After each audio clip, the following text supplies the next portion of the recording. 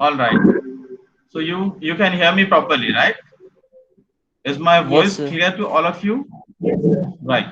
So आज के class में हम in today's class what we are going to discuss is the federal structure of the Indian Union or Indian government or in the state of India, the federal structure of the state of India and the constitutional bodies of the state. का मतलब क्या हुआ कि आज के इस पूरे discussion में, इस पूरे क्लास में कुछ 40 मिनट हम इसका डिस्कशन करेंगे, 40-45 मिनट।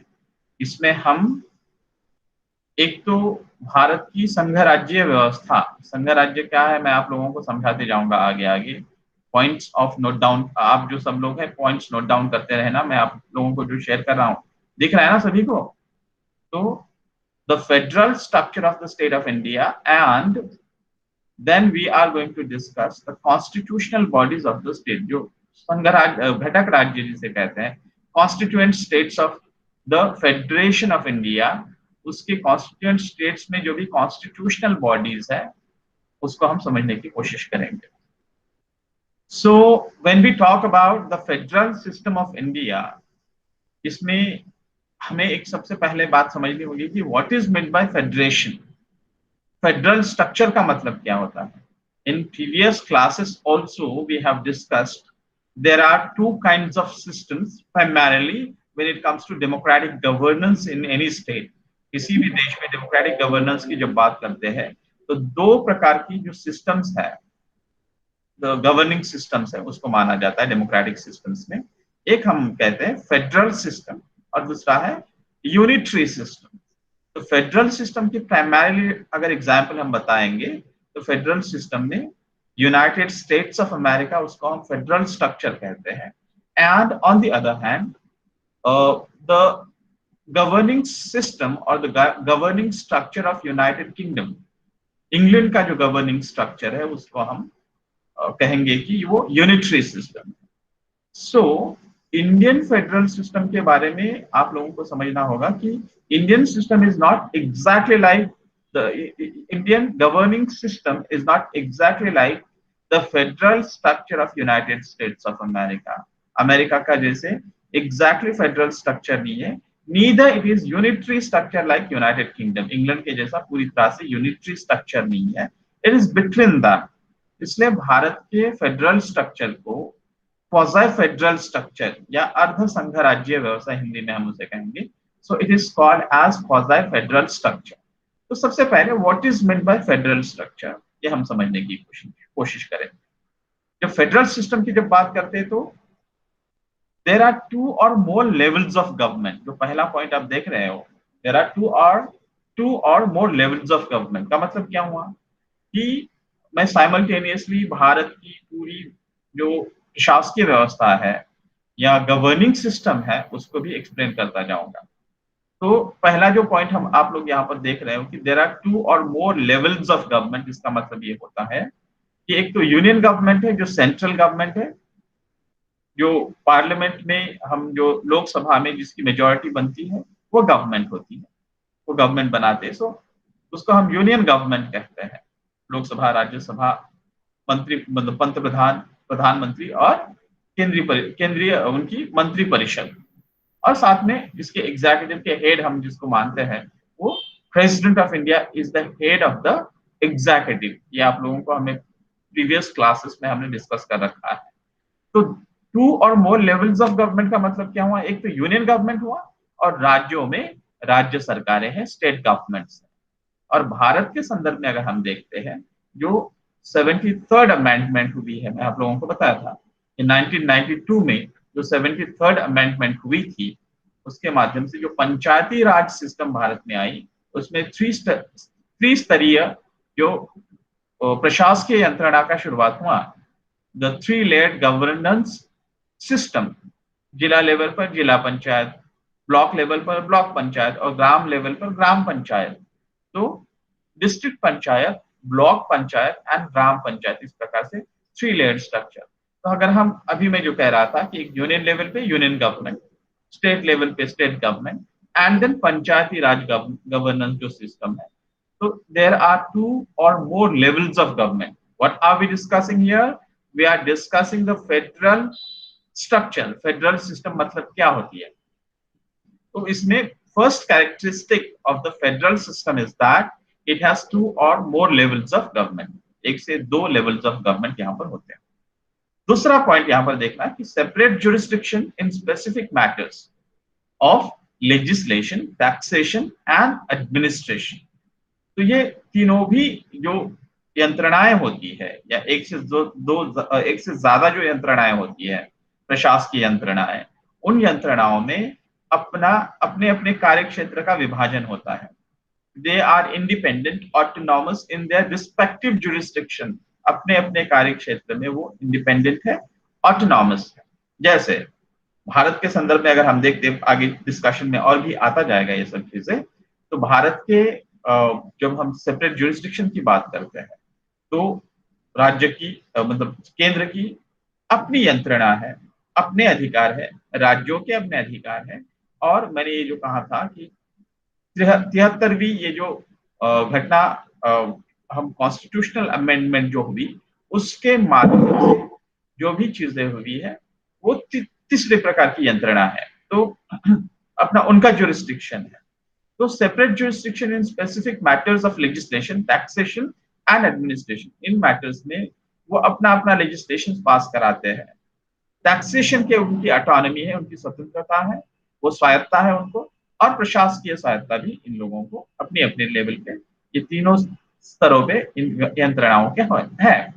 इसका मतलब क्या हुआ कि आप लोगों ने, मैंने प्रीवियस क्लासेस में भी हमने डिस्कशन किया है कि तीन प्रकार की लिस्ट हमने डिस्कशन की है, तीन प्रकार की कार्यक्षेत्र की बात हमने कही है.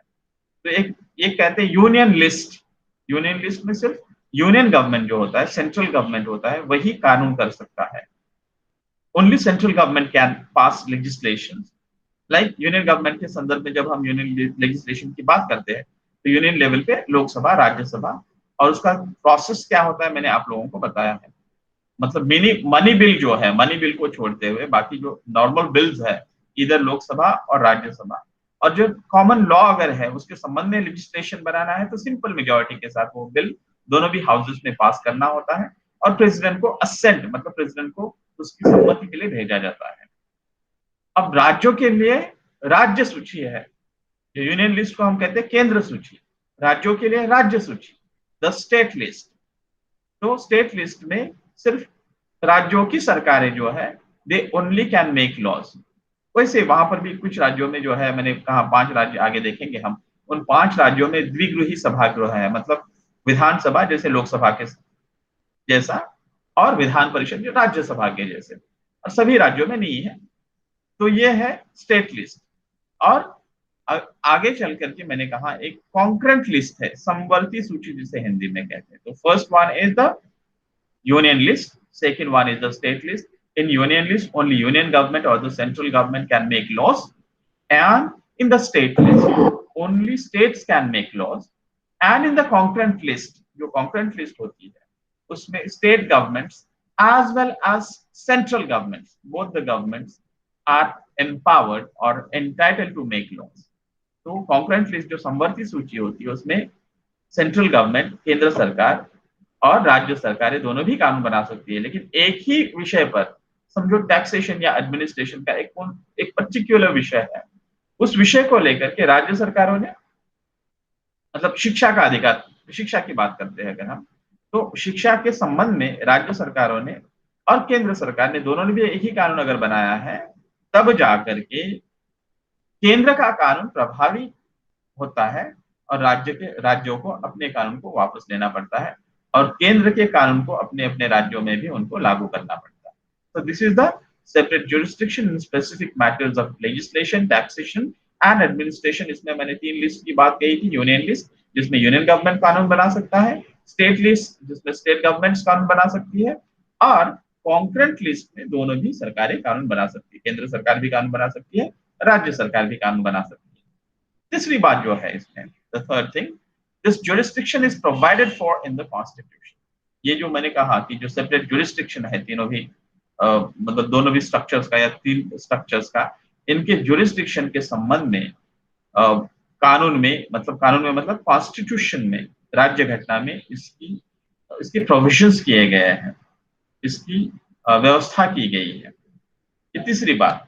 चौथी बात, ये फेडरल सिस्टम के बारे में हम पढ़ रहे हैं। चौथी बात जो है, the fundamental provisions in this regard can not be changed unilaterally. जब राज्य और केंद्र और राज्यों के बीच के संबंधों की बात जब आती है, जिसके संबंध में कॉन्स्टिट्यूशनल गारंटीज है, कॉन्स्टिट्यूशन में व्यवस्था की गई है, इस प्रकार की कोई भी व्यवस्था को केंद्र सरकार अपने हिसाब से अपने स्तर पर बदल नहीं कर सकती है। ये हुआ कि केंद्र और राज्यों के संबंधों में जो भी परिवर्तन करना हुआ होता है, हम उसको कहेंगे कि कॉन्स्टिट्यूशन के एक बेसिक स्ट्रक्चर में बदलाव होता है। इसलिए ऐसे जो भी कॉन्स्टिट्यूशनल, इस संबंध में जो भी कॉन्स्टिट्यूशनल अगर अमेंडमेंट करने हुए, तो उन कॉन्स्टिट्यूशनल अमेंडमेंट्स के लिए लोकसभा और राज्यसभा में 2/3 मेजोरिटी, 2/3 बहुमत से उसको पास करना होता है उस बिल को। और राज्यों में मतलब पूरे देश भर के कम से कम आधे से ज्यादा राज्यों ने उसको रेटिफाई करने की आवश्यकता होती है, या उस बिल को स्वीकारने की आवश्यकता होती है। तो ratification of the state legislative assemblies is necessary. The next thing, अब ये फेडरल स्ट्रक्चर में अगला पॉइंट जो है, courts have the power to interpret the constitution and the powers of different levels of government. So क्या है कि यहाँ पर जो हमने सुप्रीम कोर्ट की बात कही है, हमने 3 ऑर्गन्स ऑफ गवर्नमेंट की जो बात की है हमने, उसमें एक तो है लेजिस्लेचर जहां पर कानून बनते हैं, विधान पालिका जिसको कहते हैं। सेकेंड इज एग्जीक्यूटिव, जिसके प्रेसिडेंट हेड होते हैं, लेकिन एग्जीक्यूटिव की रियल पावर जो होती है that is vested in the hands of the prime minister. Prime minister के हाथ में वो सत्ता होती है, प्राइम मिनिस्टर उनकी council of ministers. So president जो भी, though he is the head of the executive, he has to go by the advices which have been prescribed by the prime minister and his council of ministers. तो उन्हीं के हिसाब से वो करना पड़ता है। So executive is the second organ of the government, दूसरा अंग है सरकार का। और तीसरे अंग के बारे में जो मैंने आप लोगों को बताया था, वो न्यायपालिका, जुडिशरी। सो द लेजिस्लेचर विधान पालिका, एग्जीक्यूटिव कार्यपालिका, और जुडिशरी जो न्यायपालिका। इस प्रकार से 3 ऑर्गन्स ऑफ गवर्नमेंट होते हैं। उनमें से जो कोर्ट्स जो है, मतलब जुडिशरी जो है, प्राइमरीली सुप्रीम कोर्ट, सेंटर और स्टेट के रिलेशनशिप में जब भी इंटरप्रिटेशन करना होता है, it is generally done by the supreme court of India. तो ये कोर्ट्स को एक पावर होता है कि वो कॉन्स्टिट्यूशन का इस संबंध में, राज्यों और केंद्रों के बीच के संबंधों के बारे में जब भी बात करनी होती है, उसका इंटरप्रिटेशन करने का काम जो है that is done by the courts. And और ये सब मतलब उनके संबंध और जो डिफरेंट लेवल्स ऑफ गवर्नमेंट के पावर्स जो है, उनकी जो शक्तियां हैं, उन शक्तियों के संबंध में इंटरप्रिटेशन करना, उनका एक एनालिसिस करना, उसका मूल्यमापन करना, और उसको कॉन्स्टिट्यूशनल पर्सपेक्टिव में रखने का काम जो होता है वो कोर्ट्स करती है। अगला पॉइंट जो है फेडरल सिस्टम के बारे में, अब another important thing, in modern times we know that our states, the central government as well as the state governments, they carry on a lot of welfare activities. अब ये welfare activities करने के लिए आपको रेवेन्यू चाहिए। वो revenue किस माध्यम से, मैंने कहा था टैक्सेशन के माध्यम से ये रेवेन्यू कलेक्ट किया जाता है। सो ये सोर्सेस ऑफ रेवेन्यू जो विविध जो उपाय होते हैं जिसके माध्यम से जो रेवेन्यू है, टैक्स है, ये जो कलेक्ट किया जाता है, सो sources of revenue for each level of governments are clearly specified to ensure its financial autonomy. केंद्र सरकार और राज्य सरकारें और तीसरे लेवल पे जो पंचायती राज इंस्टीट्यूशंस है, इनके भी संबंध में उनके रेवेन्यू को कलेक्ट करते हुए जो भी वेलफेयर एक्टिविटीज चलानी है, उस संबंध के लिए जो इसके लिए फाइनेंशियल ऑटोनॉमी जिसे कहते हैं, आर्थिक स्वायत्तता जो आवश्यक होती है, उसका क्लियर कट इंडिकेशन जो है वो कॉन्स्टिट्यूशन में दिया गया है। किसी भी राज्यों के कार्य क्षेत्रों में केंद्र सरकार हस्तक्षेप नहीं करेंगी, और इस स्वायत्तता के संबंध में जो भी पंचायती राज इंस्टीट्यूशंस है, उनके कार्य क्षेत्रों में राज्य सरकारें या केंद्र सरकार हस्तक्षेप नहीं करेंगे। इस प्रकार की व्यवस्था जो है, therefore this point specifically talks about The sources of revenue for each level of government are clearly specified to ensure its financial autonomy. The next point, the federal system safeguards and promotes unity of the country while it at the same time accommodate regional diversity. Bharat के संबंध में primarily अगर हम देखना हुआ तो there is tremendous amount of diversity in every sense. Her region की अपनी अपनी diversity. 1956 में जो फजल अली कमीशन आई, जिस कमीशन ने स्टेट्स का रीऑर्गेनाइजेशन लिंग्विस्टिक बेसिस पे किया, भाषा के आधार पर प्रांतों की, नए प्रांतों की या नए राज्यों की जो नए नवरचना की गई, उसका आधार ही भाषा था। इसके कारण क्या था कि उन राज्यों की, उन प्रदेशों की विविधताएं जो है, सांस्कृतिक विविधताएं, भाषाई विविधताएं, जीवन जीने के मूल्यों की विविधताओं का प्रोटेक्शन करके उनको प्रमोशन करना है, उनका संवर्धन करना है और उनको बढ़ावा देना है in order to protect and promote the diversity. तो ये जो फेडरल स्ट्रक्चर में इस प्रकार की राज्य घटना में इस प्रकार की व्यवस्थाएं की गई है कि जिसके माध्यम से क्या किया जाता है कि राष्ट्र की यूनिटी, राष्ट्र की एकता, उसको बरकरार रखने की तो कोशिश होती है ये, लेकिन राष्ट्र की एकता बरकरार रखना मतलब राज्यों की जो भी विविधता है उस पर आक्रमण करना नहीं है, उस पर अतिक्रमण करना नहीं है। Maintaining unity of the country doesn't mean encroaching on the regional diversity of the respective states or constituent states of the government of India or the state of India. ये फेडरल सिस्टम जो क्या करता है, it safeguards the unity of the country, but at the same time it protects and promotes the regional diversity of those particular states. The next point, federal system के बारे में जब भी बात करते हैं, you need to remember India is a federal structure. अब इस पर्सपेक्टिव में हमें देखना है the two kinds of routes through which the federations are formed. अब देखो ये जो फेडरेशंस जो बनती है, अब उसका कोई यूनिलैटरल एक कोई फॉर्मूला नहीं है कि उसी आधार पे अगर आते हैं तभी फेडरल स्ट्रक्चर बनती है, ऐसा नहीं है। प्राइमरली जो पॉलिटिकल साइंटिस्ट उसको दो विभागों में विभाजित करते हैं। एक जो है, एक फर्स्ट पॉइंट जो है वो है कि independent states coming together on their own to form a bigger unit. इसका मतलब क्या हुआ कि राज्य, अनेक प्रकार के राज्य जो बने हुए हैं, वे बृहत आइडेंटिटी को बनाने के लिए, बृहत एंटिटी जिसे हम कहते हैं, राज्य की जो एंटिटी है, राज्य की संस्था को बनाने के लिए वे साथ में आकर के वो कहते हैं कि हम साथ में जुड़े रहेंगे। इस प्रकार से तो independent states they come together to form the bigger unit, to form the bigger entity like United States, Switzerland and Australia. इनके केसेस में यूनाइटेड स्टेट्स, स्विट्जरलैंड और ऑस्ट्रेलिया के केस में क्या हुआ है कि यूनाइटेड स्टेट्स के जो कुछ 51 या 52 स्टेट्स जो है, they came together and they form the federation. इसलिए यूनाइटेड स्टेट्स ऑफ अमेरिका, जो अमेरिका के जो डिफरेंट स्टेट्स हैं, Mississippi, Florida, Colorado, New York, Washington, इस प्रकार के जो कैलिफोर्निया, सैन फ्रांसिस्को, इस प्रकार के जो भी 51 और 52 स्टेट्स, रिसेंटली जो हवाई वगैरह, इस प्रकार की जो स्टेट्स साथ में आकर के दे फॉर्म द फेडरेशन। तो ये स्टेट्स पहले इंडिपेंडेंट थे, वो साथ में आकर के एक बिगर यूनिट को उन्होंने बनाया।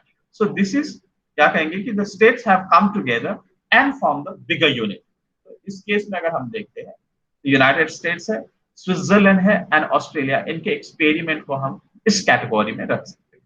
सेकेंड एक्सपेरिमेंट इज, और second way of forming federation is the central government और द यूनियन गवर्नमेंट जो होता है।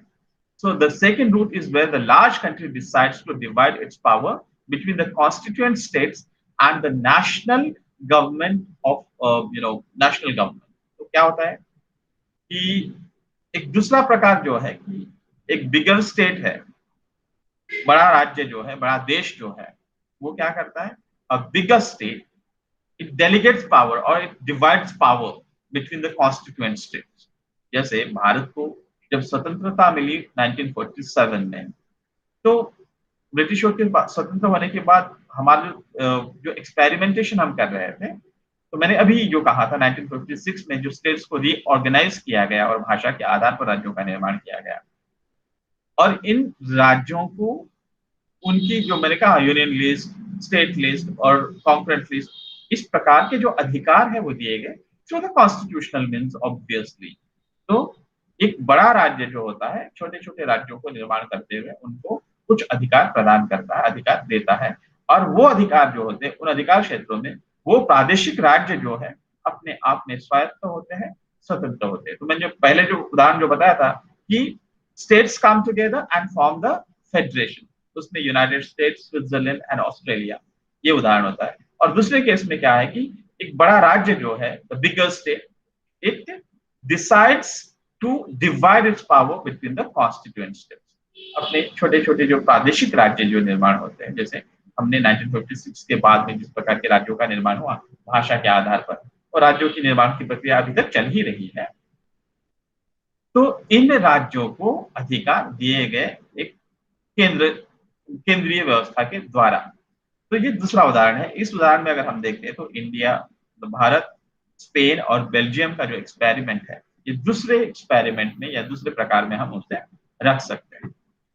Now what we need to understand is कि भारत के संबंध में मैंने शुरुआत में इस क्लास के शुरुआत में ही कहा था, भारत को क्या कहा जाता है कि अर्ध संघराज्यीय व्यवस्था। India is a quasi federal structure, अर्ध संघराज्यीय व्यवस्था, इस प्रकार से भारत का वर्णन किया जाता है। It's not so absolutely federal structure like United States, या it's not a unitary system like United Kingdom, it's between them. अब उसका कारण क्या है? So let's have a look at why India is called as quasi federal structure. अर्ध संघराज्यीय व्यवस्था भारत को क्यों कहा जाता है? पूरी तरह से अमेरिका जैसा नहीं है या पूरी तरह से यूनाइटेड किंगडम जैसा नहीं है, इसके थोड़ा सा बीच का फॉर्मूला हम कह सकते हैं, अब मिडिल पाथ हम कह सकते हैं इंडियन फेडरल स्ट्रक्चर के बारे में। उसके कारण क्या है? तो आर्टिकल 1 जो है इंडियन कॉन्स्टिट्यूशन का, उसने स्पष्टता से कहा है India that is Bharat shall be a union of states. Bharat के बारे में ये नहीं कहा, आर्टिकल 1 ये नहीं कहता है कि India that's Bharat shall be a federation of states, नहीं कहा है, यूनियन ऑफ स्टेट्स कहा है। मतलब अब हमारे मन में ये सवाल आ सकता है, तो सर यहाँ पर यूनियन ऑफ स्टेट्स कहा गया था, तो फिर ये तो यूनिटरी स्ट्रक्चर हुआ। नहीं, वो क्यों नहीं, आगे देखते हैं। जो भारत का जो 7th शेड्यूल है, मैंने कहा था कि Indian constitution is divided in schedules and chapters and all this things. तो 7th शेड्यूल जो है इंडियन कॉन्स्टिट्यूशन का, उस 7th शेड्यूल में 3 लिस्ट की बात मैंने कही थी, यूनियन लिस्ट, इसमें 97 आइटम्स है, मतलब 97 क्षेत्र है जिस पर यूनियन कानून बना सकती है, यूनियन गवर्नमेंट कानून बना सकती है। जैसे तो उसमें डिफेंस ऑफ द कंट्री, राष्ट्र की सुरक्षा, फॉरेन अफेयर्स, विदेश विभाग से संबंधित, और विदेश जो इंटरनेशनल रिलेशन जिसे कहते हैं, फॉरेन अफेयर्स जिसे कहते हैं, वो बैंकिंग के संबंधित, बैंकिंग में जो करेंसी है, चलन, ये सब जो बनाना होता है इस संबंध में, कम्युनिकेशंस होते हैं, और करेंसी, यूनियन टैक्सेशन, इस यूनियन टैक्सेशन का जो अलग से जो है, इन संबंधों में 97 एरियाज है, 97 आइटम्स है कि जिसमें सिर्फ यूनियन गवर्नमेंट ही कानून बना सकती है। जो दूसरा है स्टेट लिस्ट, इसमें 66 आइटम्स है, जैसे मैंने बताया था। इसमें आते हैं police, trade, commerce, agriculture, irrigation, forest, trade unions, marriage, adoption, succession, इस प्रकार के ये जो 66 जो आइटम्स है, वो एरियाज है, वो स्टेट लिस्ट में है। और मैंने कॉन्क्रीट लिस्ट की बात कही थी, और कॉन्क्रीट लिस्ट में 47 आइटम्स है, इसमें केंद्र सरकार और राज्य सरकारें भी कानून बना सकती है। लेकिन मैंने ये जो कहा था कि पहली बात तो यूनियन, मतलब आर्टिकल 1 में ये कहा गया है कि India that is Bharat shall be a union of states. Quasi federal structure क्यों कहते हैं, इसका डिस्कशन हम कर रहे हैं। दूसरी बात मैंने कहा था आप लोगों की, कॉन्क्रीट लिस्ट की जब हम बात करते हैं तो एक ही विषय के संबंध में केंद्र सरकार और राज्य सरकारें दोनों भी अगर कानून बना रही है, if the central government as well as the state governments are making laws on a particular topic or particular area, then the laws which are made by the central government will prevail and the state government's legislation will recede. मतलब केंद्र सरकार का जो कानून है वो लागू होगा और राज्य सरकारों को अपने कानून वापस लेने पड़ेंगे या फिर उसको लागू नहीं किया जाएगा। इस प्रकार की जो बात है इसमें केंद्र को मजबूती प्रदान करते हुए हमारी व्यवस्था दिखाई देती है। अब दूसरी एक महत्वपूर्ण बात, पहले क्लासेस में भी हमने डिस्कशन किया था कि आर्टिकल 352 ये क्या कहता है कि नेशनल इमरजेंसी का प्रोविजन किया हुआ है कॉन्स्टिट्यूशन में। जब किसी भी एरिया में, मतलब जब central government, primarily president rule कहा जाता है, लेकिन president generally takes this decision as per the advice which is given to him by the prime minister of India and his council of ministers. तो 1975 में देश में जो इमरजेंसी लागू की गई थी, that was according to this provision of the constitution. Article 352 के हिसाब से ये किया गया था। वो नेशनल इमरजेंसी का प्रोविजन। मतलब क्या होता है कि जब भी आर्टिकल 352 के हिसाब से जब नेशनल इमरजेंसी देश में लगती है, जैसे 1975 में लगी थी, तब सारी केंद्र सरकारें सरकारें रह जाती है। They are the state governments are dissolve and the president's rule is implemented all over the country. अब उसका प्रेसिडेंट रूल का मतलब क्या हुआ? The prime minister primarily rules the rules. Prime minister ही पूरे प्रशासन के, पूरे देश भर में प्रशासन चलाने के वो हकदार होते हैं, या फिर वो ही द प्राइम मिनिस्टर ही और she is at the steering ship of the entire governance of the country during the national emergency which is provided as per article 352 of the Indian constitution. तो इसमें क्या होता है, ये इमरजेंसी सिर्फ केंद्र सरकार ही लगा सकती है, राज्य सरकारें नहीं लगा सकती। अब जो केंद्र सरकार नेशनल इमरजेंसी 352 के हिसाब से जब लगाती है तो राज्य सरकारें खत्म हो जाती है, वो राज्य सरकारें नहीं रहती है, वो डिसॉल्व हो जाती है। दूसरे जो प्रोविजन है आर्टिकल 356 में, ये प्रोविजन किया गया है कि किसी भी देश में संविधान के हिसाब से अगर वहां की व्यवस्था नहीं चल रही है, वहां की यंत्रणा अगर नहीं चल रही है, ऐसा जब प्रेसिडेंट को लगता है, मतलब प्रेसिडेंट को लगता है मतलब कि prime minister and council of ministers के एडवाइस के हिसाब से तो प्रेसिडेंट को ये कहा जाता है कि a particular state is not functioning as per the provisions which have been made in the constitution, or certain state is trying to secede from the union of India। Bharat से कुछ राज्य टूट कर अलग देश बनाने की कोशिश करे। जैसे जम्मू एंड कश्मीर में एक समय में, पंजाब में जब वहां पर खालिस्तानी मूवमेंट चल रही थी, जनरल सिंह भिंद्रान वाले और बाकी उनके साथ जुड़े हुए जो भी टेररिस्ट थे, उन्होंने अलग प्रकार के खालिस्तान की जब मांग शुरू की थी, तो ऐसे बहुत सारे केसेस में वहां पर प्रेसिडेंट्स रूल लगाया गया था। लेकिन प्रेसिडेंट्स रूल लगाया जाता है मतलब प्रेसिडेंट का जो एक एजेंट होते हैं, गवर्नर जो होते हैं, लेफ्टिनेंट गवर्नर या फिर गवर्नर होते हैं, वो वहां का प्रशासन चलाते हैं। जैसे अभी जम्मू एंड कश्मीर में भी सड़क प्रेसिडेंट्स रूल ही वहां पर चल रहा है। तो जो वहां के जो लेफ्टिनेंट गवर्नर है Shri Manoj Sinha ji, he is the head of the administration of the union territory of Jammu and Kashmir and Ladakh में।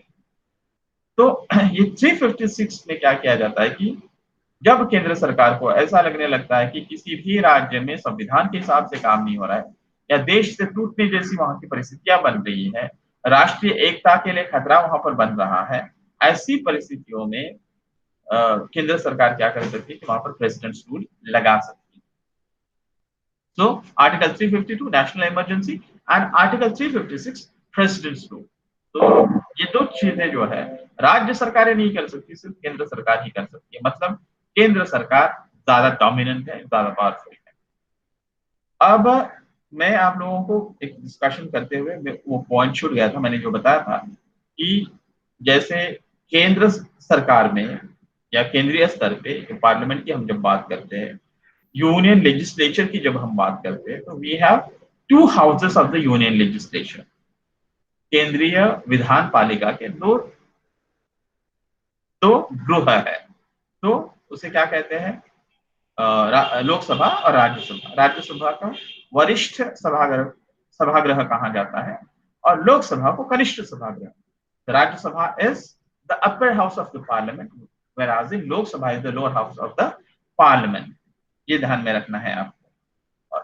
इन द सेम वेज कुछ राज्यों में इस प्रकार के टू हाउसेस जो है, टू लेजिस्लेटिव ऑर्गन्स बनाए गए, लेजिस्लेटिव ऑर्गन्स नहीं कह सकते, 2 houses of the state legislatures जो है वहां पर बनाए हुए हैं। उनमें आंध्र प्रदेश है, तेलंगाना है, उत्तर प्रदेश है, बिहार, महाराष्ट्र, कर्नाटका। पहले जम्मू एंड कश्मीर में भी था, लेकिन अभी वो आर्टिकल 370 को अब्रोगेट करने के बाद तो वहां पर प्रेसिडेंट रूल ही है, इसलिए वो अभी सवाल नहीं रहा। तो you remember the states, 5 states, Andhra Pradesh, Telangana, Uttar Pradesh, Bihar, Maharashtra, Karnataka. These states, the constituent states of the state of India, have the 2 houses. जो अपर हाउस है उसको विधान परिषद कहा जाता है, लेजिस्लेटिव काउंसिल इन इंग्लिश, और जो लोअर हाउस होता है उसको विधान सभा कहा जाता है, लेजिस्लेटिव असेंबली। तो लेजिस्लेटिव असेंबली के जो जिनको चुनकर भेजते हैं उनको member of legislative assembly, MLA ऐसा कहा जाता है, और विधान परिषद पर जो चुन के जाते हैं उनको मेंबर ऑफ लेजिस्लेटिव काउंसिल। लेकिन राज्यसभा लोकसभा दोनों को भी जो चुनकर हम जो भेजते हैं उनको मेंबर्स ऑफ पार्लियामेंट ही कहा जाता है, इस प्रकार से MLA या MLC नहीं कहा जाता। छोटी छोटी बातें हैं, आप लोगों को याद रखना है। इसी के साथ में article 169 of the constitution empowers the state government to create a new state or abolish the new state or create new state boundaries. तो किसी भी राज्य को नए राज्य का निर्माण करना या उस राज्य को खत्म करते हुए, उस राज्य का दर्जा खत्म करते हुए बड़े राज्य के साथ जोड़ना, या उसकी बाउंड्रीज को रीड्रॉन करना, उसकी जो राज्य की जो सीमाएं होती है उसको पुनः डिलिमिट करना, उसे जो कहते हैं डिलिमिटेशन, या फिर उसको पुनर्निर्माण करना, ये जो अधिकार जो होते हैं, अबॉलिशन और creation of legislative council, sorry कुछ और बात कर रहा था। That is also one of the provisions of the constitution, but this one is not. Article 169 जो है, it empowers the central government to abolish or create state legislative councils in particular state। जो state legislative council जो मैंने 5 राज्यों की जो बात यहाँ पर कही है आप लोगों को, ऐसी काउंसिल को बनाने के अधिकार केंद्र सरकार के पास है या उनको कम करने के अधिकार भी है। लेकिन इस संबंध में जो है होता है कि राज्य की विधानसभाओं को कानून बनना पड़ता है। तो राज्य की विधानसभाओं के वहां पे जो प्रस्ताव जो होता है, उनका प्रपोजल जो होता है, उन्हीं के हिसाब से किया जाता है। उनके मतलब उन्होंने अगर प्रस्ताव इस प्रकार से पारित नहीं किया है तो वो नहीं किया जाता है। लेकिन this is primary done by the central government. तो इसलिए हमको कहते हैं कि यहाँ पर एक फेडरल स्ट्रक्चर तो दिखाई देता है, लेकिन क्योंकि केंद्र सरकार मजबूत है इसलिए वो यूनिटरी कैरेक्टरिस्टिक्स भी है यहाँ पर।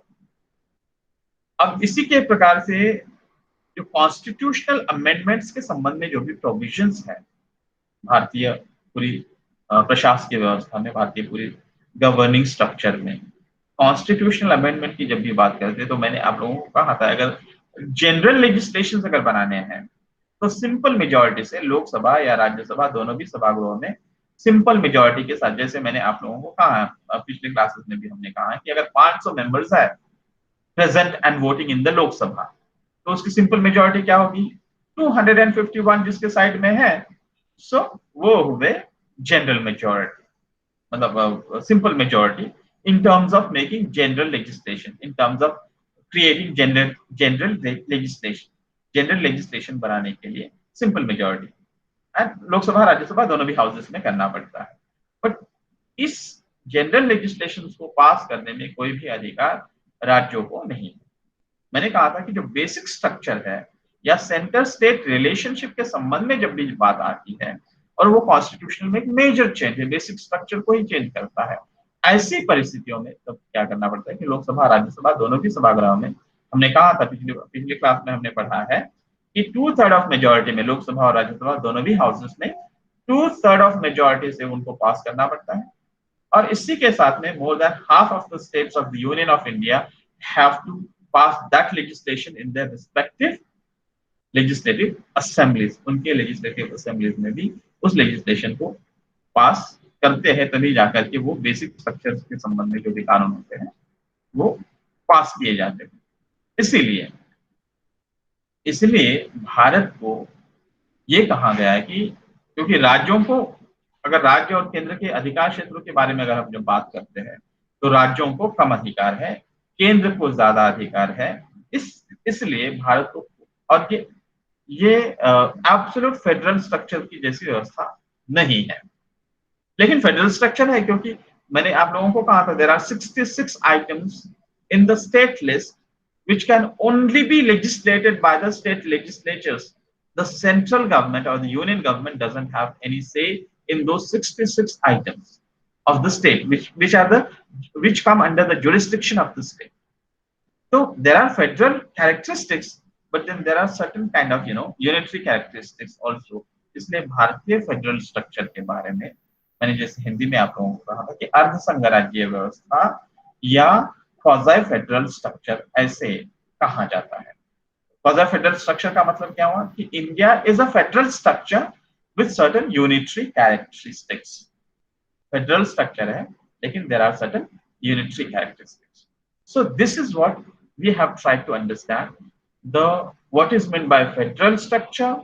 Now, what are the characteristics of India's federal structure? The next part of our class will focus on what are the constitutional bodies of the state. States की constitutional bodies क्या होती हैं? तो Indian politics and government of India इसके संबंध में जब बात करते हैं तो we also will have to understand the constitutional bodies of the states. तो इसमें constitutional bodies किसको कहेंगे कि such an institute or such a body of the state, राज्य की ऐसी संस्था कि जिस संस्था के बारे में कॉन्स्टिट्यूशन में प्रोविजंस किए गए हैं, कॉन्स्टिट्यूशन में एक्ट है उस संबंध में, कॉन्स्टिट्यूशन में उसका आर्टिकल है, उस आर्टिकल के हिसाब से, उस ऑब्जेक्टिव के हिसाब से उस कॉन्स्टिट्यूशनल बॉडी को निर्माण किया गया है। सो राज्य की कौन सी कॉन्स्टिट्यूशनल बॉडीज है? What are the states constitutional bodies? So now we need to remember this, the Indian constitution has made provision for the state legislature in part 6 part में 6वें हिस्से में, इंडियन कॉन्स्टिट्यूशन के 6वें हिस्से में, और जो आर्टिकल 168 में ये कहा गया है कि every state will have a state legislature. That state legislature can be unicameral और बाइकैमरल। यूनिकैमरल मतलब एक ही हाउस है, सिर्फ क्या है कि उसमें लेजिस्लेटिव असेंबली ही है, और बाइकैमरल का मतलब देयर आर 2 हाउसेस, जैसे मैंने कहा था आंध्र प्रदेश, कर्नाटका, महाराष्ट्र, ये जो स्टेट्स की मैंने बात, जो 5 राज्यों की मैंने जो बात कही थी आप लोगों को, these states have bicameral houses.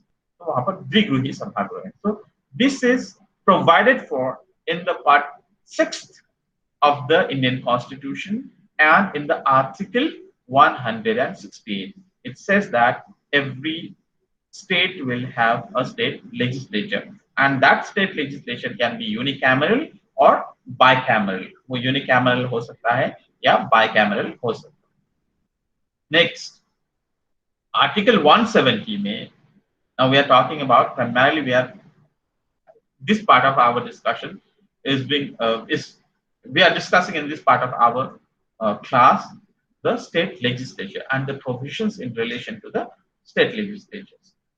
Article 170 में, Article 170 of the Indian Constitution talks about the configuration of legislative assemblies. ये कहता है कि there should be at least 60 members in the state legislative assemblies.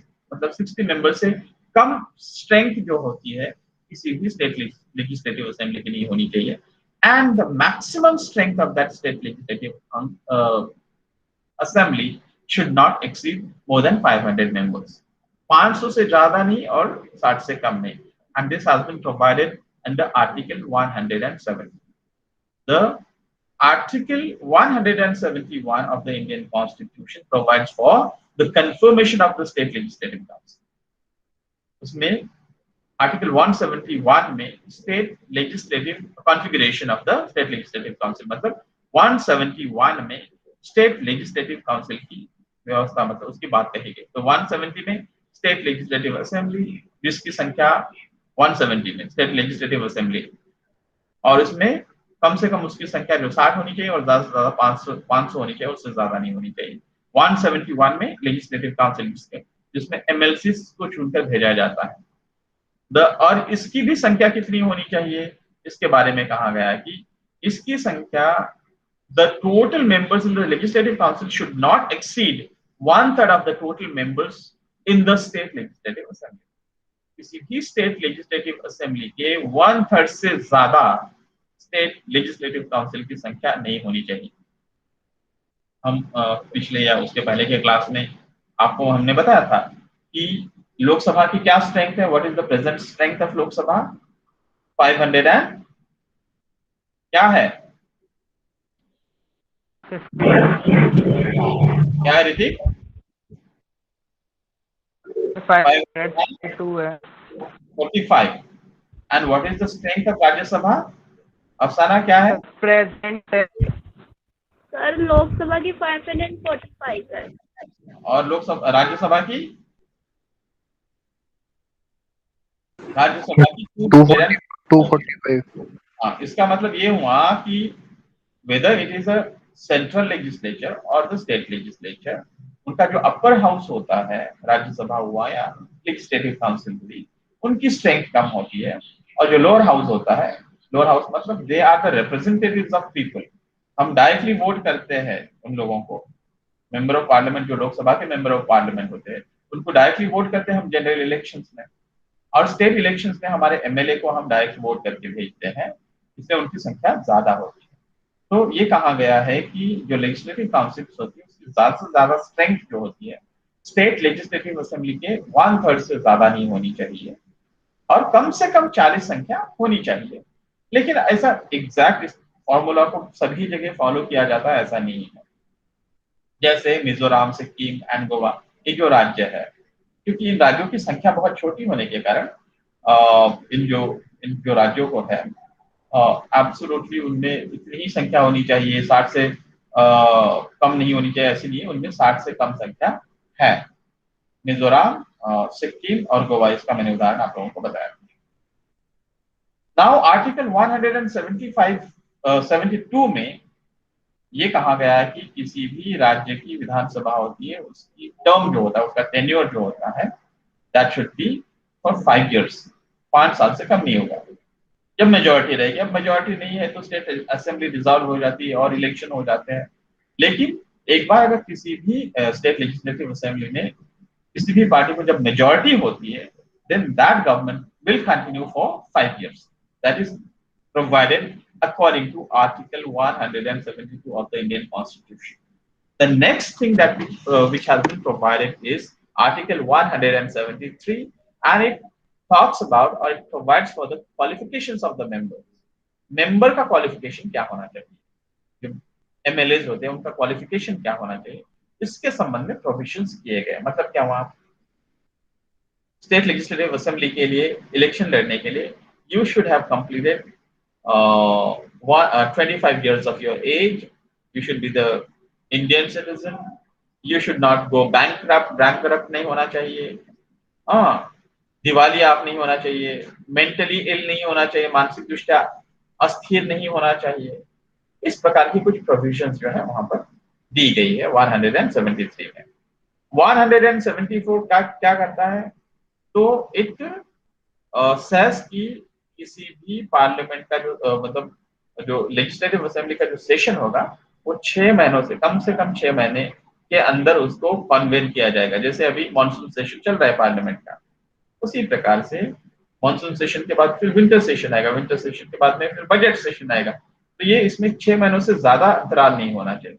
इसी प्रकार से लेजिस्लेटिव असेंबलीज के संदर्भ में भी ये कहा गया है आर्टिकल 174 में कि इन लेजिस्लेटिव असेंबलीज के सेशंस को कन्वेन करने का जो अंतराल होता है 6 महीनों से ज्यादा नहीं होना चाहिए।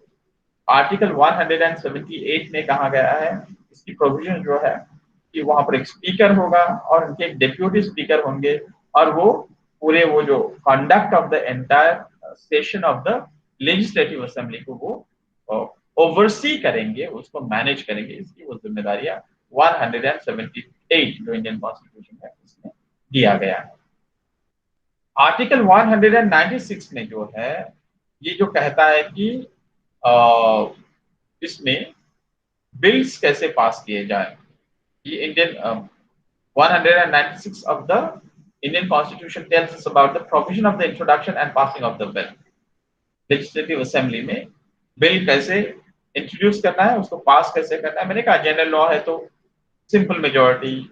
बेसिक स्ट्रक्चर्स के संबंध में जो सेंट्रल गवर्नमेंट के बारे में हमने कहा था, सेंट्रल लेजिस्लेशन के बारे में, that has to be passed with 2/3 majority in both the houses, and that also has to be passed by the legislative assemblies of the states in India. वो at least half of them, more than half of them. Article 198 ये जो money bill के संबंध में कहा गया है.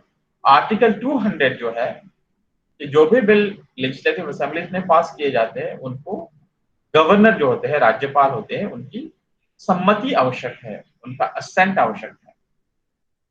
Article 201 में अगर राज्यपाल किसी बिल को लेकर के उनको लगता है कि it is not as per the provisions of the constitution और it goes against the spirit of the constitution or constitutional provisions, then he can reserve that bill for the consideration of the president. Article 201 में president को भेजा जाता है, president अपने कुछ सुझाव दे सकते हैं राज्यों को. आर्टिकल 210 में किस भाषा में राज्य का कारोबार चलना चाहिए, इधर इन हिंदी और इन इंग्लिश वो कर सकते हैं, बट जनरली अगर आप देखेंगे तो, और या फिर रीजनल लैंग्वेजेस, तो राज्य की जो भाषा होती है उन राज्य की भाषाओं में कर लेते हैं. जनरली आप देखेंगे तो जो भी कॉन्स्टिट्यूएंट स्टेट्स है अपनी अपनी भाषाओं में करते हैं. महाराष्ट्र में, जैसे कि मैं महाराष्ट्र से हूँ, महाराष्ट्र में मराठी में, कर्नाटका में कन्नड़ भाषा में, केरला में मलयालम भाषा में. इसी प्रकार से ज्यादा से ज्यादा वहां का कार्यभार चलता है. द नेक्स्ट इज, जो नेक्स्ट कॉन्स्टिट्यूशनल बॉडी है वो state election commission. Remember this, state election commission का काम क्या होता है? The state election commission conducts elections to the panchayat and municipalities. ये जो पंचायत और म्युनिसिपैलिटीज जो होते हैं, जो मैंने 73rd अमेंडमेंट की बात जो कही है, पंचायती राज संस्था के पंचायती राज जो एक्ट है, पंचायती राज का जो कानून आया था 73rd अमेंडमेंट के हिसाब से, उसमें से जो पंचायत, जिला पंचायत, ब्लॉक पंचायत, ग्राम पंचायत, जो म्युनिसिपैलिटीज, महानगर पालिका, नगर पालिका, इस प्रकार की जो ये होती है, उसमें भी इलेक्शन जो होते हैं, इनके इलेक्शन कंडक्ट करने का काम जो है स्टेट इलेक्शन कमीशन करती है. State election commission constitutional body, मैंने शुरुआत में ही कहा था आप लोगों को, किसी भी बॉडी को कॉन्स्टिट्यूशनल बॉडी हम तब कहते हैं when the provisions in relation to the creation of that body are there in the constitution. So state election commission is created as per the provisions which are made in Article 243K and Article 243ZA. ये दो article से 243K देख पा रहे हो ना तुम लोग? Article 243A and Article 243ZA. These two articles deal with the elections to the rural and urban local bodies. इस संबंध में, मतलब ये इलेक्शंस के संबंध में हुआ है, ये बातें कही गई है. स्टेट इलेक्शन कंसिस्ट ऑफ, उसमें एक चीफ इलेक्शन कमिश्नर उनके होते हैं, स्टेट इलेक्शन कमिश्नर उनको कहा जाता है. और इनको रिमूव करने की जो प्रोसेस होती है, जैसे हाई कोर्ट के जजेस को रिमूव करने की जिस प्रकार की प्रोसेस होती है, उसी प्रकार की प्रोसेस जो है इनको भी रिमूव करने के लिए फॉलो की जाती है. The next body is the state finance commission. जैसे फाइनेंस कमीशन ऑफ इंडिया है, उसी प्रकार से स्टेट की भी एक फाइनेंस कमीशन है. तो इसमें ये कहा गया था, governor of state shall after every 5 years constitute a finance commission. एक फाइनेंस कमीशन बनने का जो समय होता है 5 years का होता है, गवर्नर उसको बनाते हैं. अब इसमें इसकी जो प्रोविजंस है, ये स्टेट फाइनेंस कमीशन को किस प्रकार से बनाया जाए, इस संबंध में कॉन्स्टिट्यूशन में आर्टिकल 243I और आर्टिकल 243Y, ये दो आर्टिकल्स के माध्यम से स्टेट फाइनेंस कमीशन का क्रिएशन होता है, उसका निर्माण होता है. The next point about this is, इसका कॉम्पोजिशन, इसका निर्माण कैसे होता है, उसका क्वालिफिकेशंस कैसे होते हैं, and the qualifications of the members. State finance commission के जो मेंबर्स होते हैं उनकी क्वालिफिकेशंस क्या होने चाहिए, उनका चयन कैसे होना है, उनका सिलेक्शन कैसे होना है. All these are determined by the concerned state legislatures. Generally, State Finance Commission पे जो भी जाएंगे, they are the well-known economists of the state. तो उस राज्य के आर्थिक क्षेत्र में काम करने वाले अच्छे खासे नामी गिरामी इकोनॉमिस्ट ही वे लोग होते हैं। ये ध्यान में रखना है आप लोगों को। अब अरे हाँ, नाउ नेक्स्ट थिंग, हमने कहा state finance commission that we have discussed. The next thing is advocate general of the state. जैसे भारत के attorney general of India who gives legal advices to the central government को legal advice जैसे देने वाले attorney general होते हैं।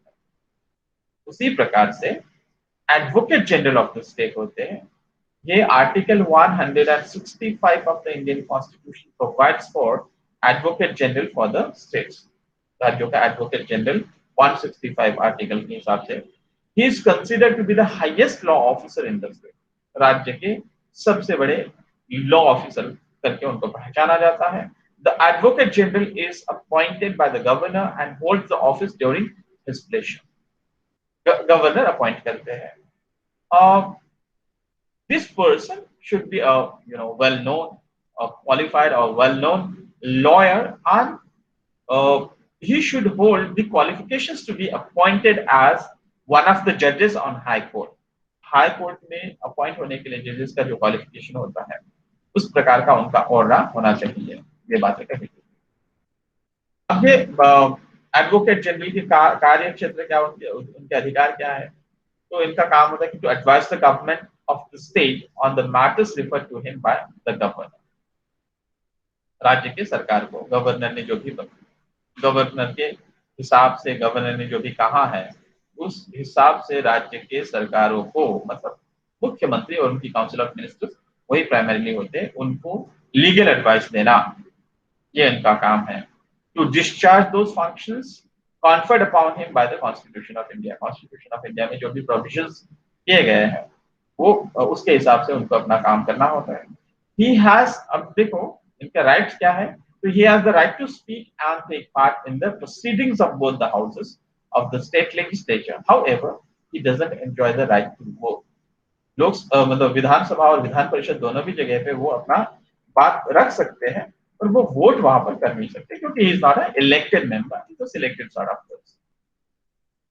So these are the things that we have talked about the Advocate General of the state. The next constitutional body of the state is State Public Service Commission। जैसे Union Public Service Commission है, वैसे every state has their own State Public Service Commission। Maharashtra में Maharashtra public service commission, UP में UP PCS जिसे कहा जाता है, Uttar Pradesh public service commission, BPSC Bihar public service commission, RPSC Rajasthan public service commission. So every state has their own state public service commission। and इसको जो create करने की जो बात आती है आर्टिकल 315 टू आर्टिकल 322, और ये पार्ट जो 14 है, the part 14th of the Indian Constitution deals with the various provisions of state public in relation to the creation of the state public service commission, right? So the first point, just as the UPSC at the center, there is a state public service commission in every state, and your state public service commission होती है, that is considered as the watchdog of the merit के आधार पर जो नौकरशाह होते हैं, bureaucracy होते हैं, उसका चयन होता है। नाउ इसका कॉम्पोजिशन कैसे होता है, उसका निर्माण कैसे होता है, उसके कितने मेंबर्स होते हैं, इसका कॉम्पोजिशन क्या है? तो state public service commission consist of a chairman. एक चेयरमैन होते हैं, जैसे यूनियन पब्लिक सर्विस कमीशन के भी चेयरमैन होते हैं, उस हिसाब से state public service commission consist of a chairman and other members appointed by the governor. The number of other members is left to the discretion, the number of other members is left to the discretion of the governor। Governor बाकी के members को वो appoint करते हैं, मतलब governor at the end of the day he does that as per the advice which is given to him by the chief minister of the state and his council of ministers। So one half of the members should be such persons who have, अब ये यहाँ पे जो state public service commission में जिनका चयन होता है, जो मेंबर्स होते हैं, जो सदस्य होते हैं इसके, they should at least one half of them should be such persons who have held office either under the government of India or the state for at least 10 years। राज्य सरकार या केंद्र सरकार में कम से कम उन्होंने 10 साल की सेवा दी हुई होनी चाहिए। ये उनका एक क्वालिफिकेशन है। अब ये जो मेंबर्स वहां पर अपॉइंट होते हैं, एक तो 6 साल के लिए होते हैं या फिर 62 ईयर्स में वो रिटायर होते हैं, जो भी पहले आएगा, विच एवर अर्लियर, मतलब जो भी पहले आएगा। समझो कि मैं 50 साल में अगर अपॉइंट होता हूँ तो मैं 56 ईयर्स तक मैं काम कर सकता हूँ। 56 ईयर्स के बाद मैं रिटायर हो जाऊंगा। But suppose I became the member of the State Public Service Commission at 58, तो ऑलरेडी मैं 58 ईयर्स का हुआ, तो 4 सालों में मेरा 62 ईयर्स होगा। So I will only serve as a member of the State Public Service Commission only for 5 years because I am retiring at the age of 60. This is what you have to remember. अब मैंने आप लोगों को जो कहा था कि जो 73rd अमेंडमेंट की जो हम बात कर रहे हमने किया था, उसमें जो स्टेट के साथ साथ जो पंचायती राज इंस्टीट्यूशंस है, डिस्ट्रिक्ट्स, ब्लॉक्स एंड ग्राम पंचायत, और इसी के साथ में जो म्युनिसिपल बॉडीज जो होती है, मुंबई म्युनिसिपल कॉर्पोरेशन, एमसीडी, जो जैसे दिल्ली का म्युनिसिपल कॉर्पोरेशन, तो these are the different bodies जिसको अलग से इसकी प्रोविजंस की गई है। इसी प्रकार से जैसे स्टेट प्लानिंग कमिटीज होती है, स्टेट प्लानिंग कमीशन होता है, उस प्रकार से ही डिस्ट्रिक्ट प्लानिंग कमेटी नाम की एक बॉडी होती है। उसमें article 343ZD deals with the committees for district planning. District की प्लानिंग करने के लिए जो कमिटीज बनाई जाती है, वो आर्टिकल 343ZD में उसका प्रोविजन किया गया है। So a district planning committee is constituted and given the task to consolidate the plans of both panchayats and municipalities. Panchayat और म्युनिसिपैलिटीज को जो प्लानिंग के संबंध में जो भी प्लान्स है, जो भी योजनाएं हैं, वो बनाने के जो दायित्व है वो डिस्ट्रिक्ट प्लानिंग कमेटी का होता है।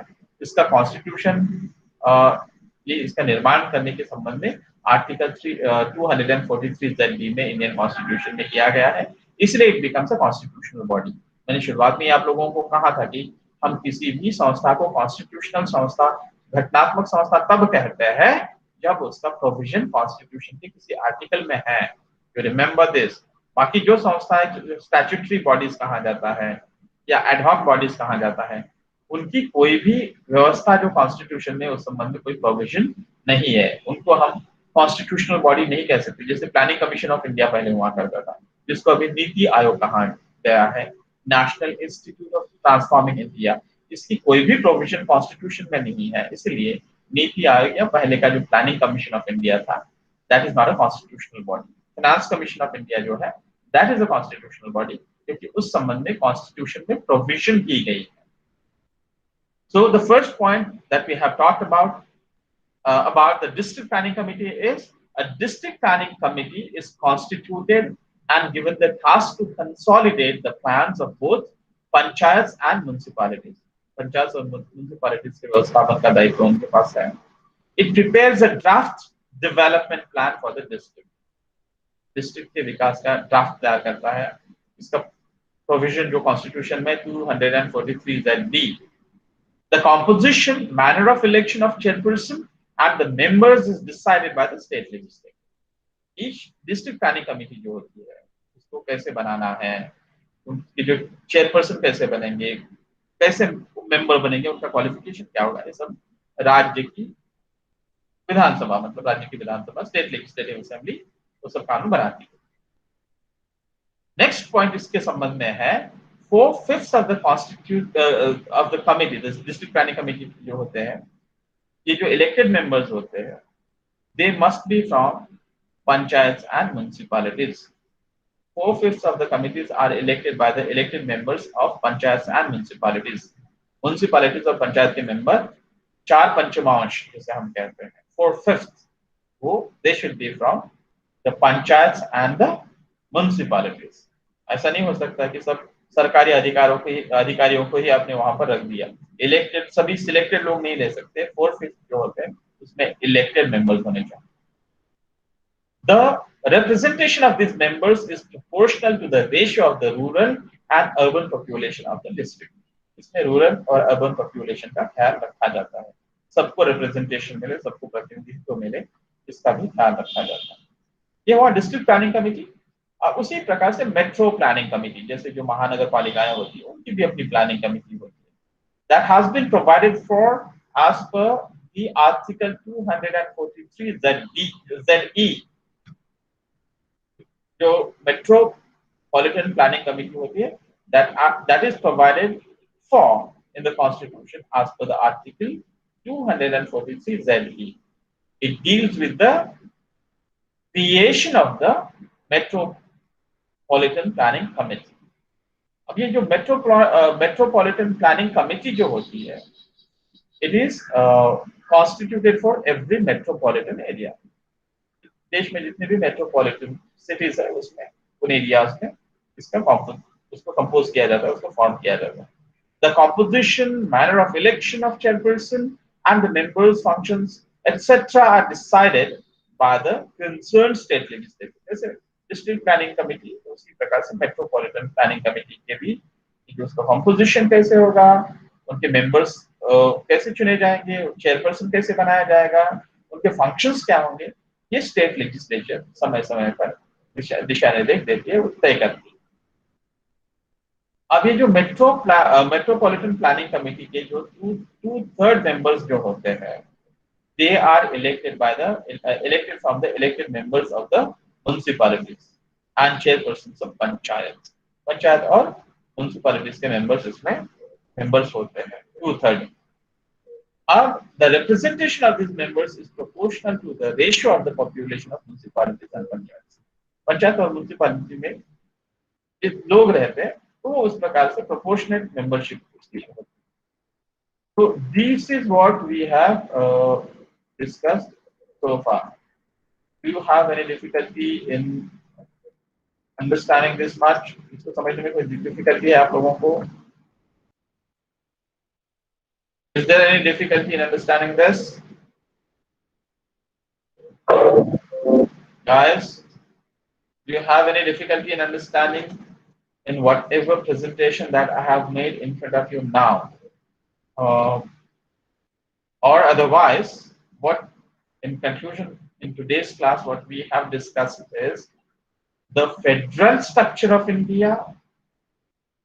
Before that, we also tried to understand what are the characteristics of the federal structure, how federal structure is constituted in India, what are the characteristics of the federal structure of India, and then we discussed about the constitutional bodies of the states.